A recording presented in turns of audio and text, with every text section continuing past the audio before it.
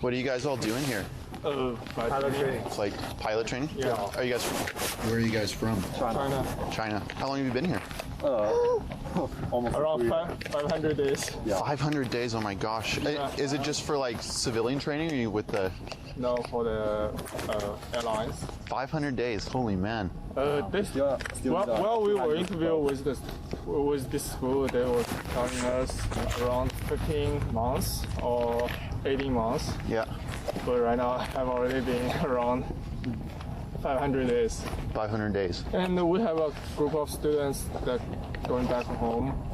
They spent 32 months. Yeah. Wow. Surely they have planes to train with in China, so I don't know what the rationale is there. Now, we have been getting tips, as you mentioned, from people saying that there is government contract somewhere, that there's multiple bases. We won't say where yet because we don't want to let them know that we might be coming. Kean might be coming after you. But there appears to be multiple places in Canada where hundreds and hundreds of Chinese nationals are going to get pilot training. Now, obviously, we don't care if they're Chinese or what have you. It's the government we care about of China, who's a communist government, not a good one in terms of human rights, sending people over. And you know, Kean, if you're China and you are getting to send hundreds of people to fly, to take pilot school, if that's what you call it, in another country, you're sending probably people who are going to try to steal some secrets, who are going to try to do some other stuff. I mean, we are like a week removed from the Chinese spy with Eric Swalwell and a giant network of Chinese spies being exposed in the United States. Yeah, you're right. I think that people are dramatically underestimating how much of a menace China is. Now, there's nothing against the people of China, generally speaking. I mean, you know, some of them may be spies. I think the majority of them aren't. But it only takes one, right? It only takes one to give a secret to China that impacts our national security or the safety of, you know, thousands and millions of Canadians. Justin Trudeau training the Chinese military on how to best kill us in the cold weather. Now we're training their pilots. They say to fly airlines, but really, what's the difference between flying a 747 full of passengers or a 747 full of soldiers? It just strikes me as surprising that this is going on and nobody was really aware of it outside of the people in the immediate vicinity of the community who just accepted it as normal. But I was talking to Ezra yesterday about this, and I thought to myself, you know, like, there was a time before World War I and World War II where it was acceptable to have good diplomatic relations with the Germans, and it was acceptable to have Germans come and learn how our military worked, and you know, that sort of thing. And then there was a time when that was suddenly unacceptable, and I think that was, you know, maybe before World War I, that was probably obvious to the people in Canada, and I think we're approaching that point with China. I'm not saying that we're going to have, you know, some sort of nuclear World War III, but there's a point that with their military projection in the South China Sea.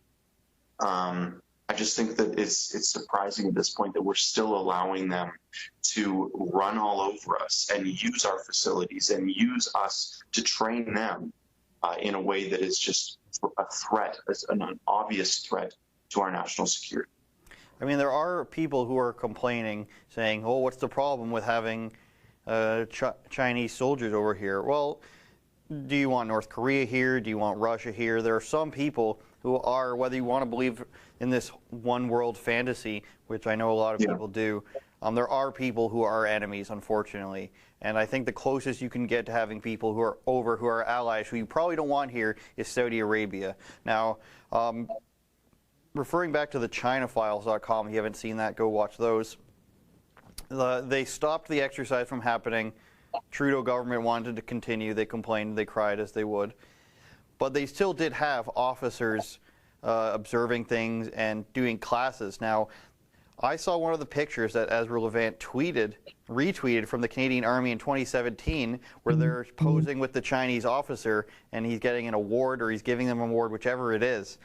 Those two guys in the photo with the Chinese officer, they were in charge of me when I was in the military, believe it or not. So I am quite disgusted. And I know that at my regiment there, if you have a Chinese officer walking around or a Chinese soldier walking around, you give him any time alone.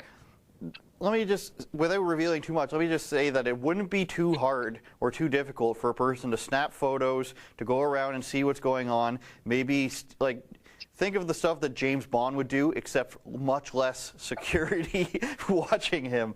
You could go take pictures, you could go plug in a USB stick. It really wouldn't be that hard. So I am, and I wouldn't normally say this, but I'm disgusted at the fact that nobody had a problem with this. At least people higher up in our military did have a problem with it, but the fact that they had people in the Toronto military school there and then in CFB Petawawa is, I would go as far to say, disgusting and shouldn't be allowed at all. So, What are you guys all doing here? Pilot training. It's like pilot training? Yeah. Are you guys, where are you guys from? China. China. How long have you been here? Almost around 500 days. Yeah. 500 days, oh my gosh. Yeah. Is it just for like civilian training, or are you with the... No, for the airlines. 500 days, holy man. While we were interviewed with this school, they were telling us around 15 months or 18 months. Yeah. But right now, I've already been around 500 days. 500 days. And we have a group of students that going back home. They spent 32 months. Yeah. Wow. Yeah, no, it's like this little enclave of China in the middle of nowhere, Alberta, just like it's south of Red Deer, in this place called Springbrook, which was the former Canadian Forces Base, Penhold. So, yeah, I mean, it is weird that they're all learning how to fly planes and are all sort of have this little community around this area that used to be super well known for its participation in NORAD's long-range radar systems and was training our pilots so many years ago. I'm sure China has a lot of interest in what's going on there, or what did go on there, and the fact that there are hundreds of Chinese nationals there learning. I think Albertans deserve to know that. And why wasn't that even mentioned in the CBC, even in passing? You know, I find it very surprising.